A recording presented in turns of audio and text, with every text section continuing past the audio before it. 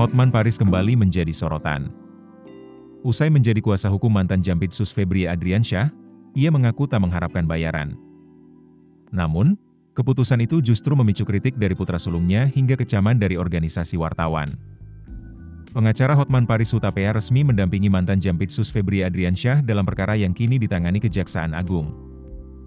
Hotman menegaskan dirinya tidak mengharapkan bayaran dari Febrie. Menurutnya, ia tidak membutuhkan uang dari perkara tersebut dan siap menerima jika sebagian pengikutnya di media sosial kecewa dengan keputusannya.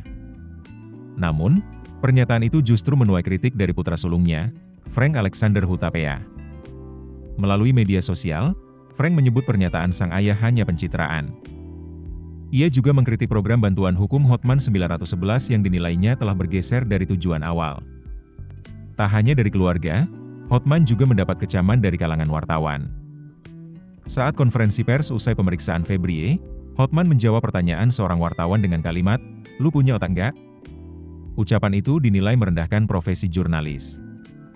Persatuan Wartawan Indonesia atau PWI meminta Hotman menyampaikan klarifikasi dan permintaan maaf kepada insan pers. Senada, Ikatan Wartawan Hukum atau IWAKUM juga mengecam pernyataan tersebut dan mendorong adanya pemeriksaan dugaan pelanggaran kode etik advokat. Sementara itu, proses hukum terhadap Febrie Adriansyah masih terus berjalan. Saat ini, ia berstatus tersangka dalam perkara dugaan korupsi PT Asabri, sedangkan pada dua perkara lain, yakni dugaan korupsi batubara dan Krakatau Steel, statusnya masih sebagai saksi. Kasus ini pun terus menjadi perhatian publik, termasuk berbagai polemik yang muncul di sekitarnya.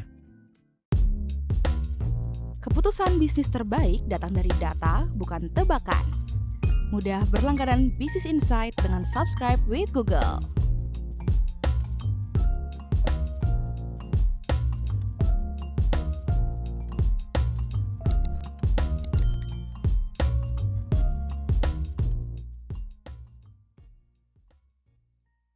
Download aplikasi Kontan sekarang di App Store atau Play Store.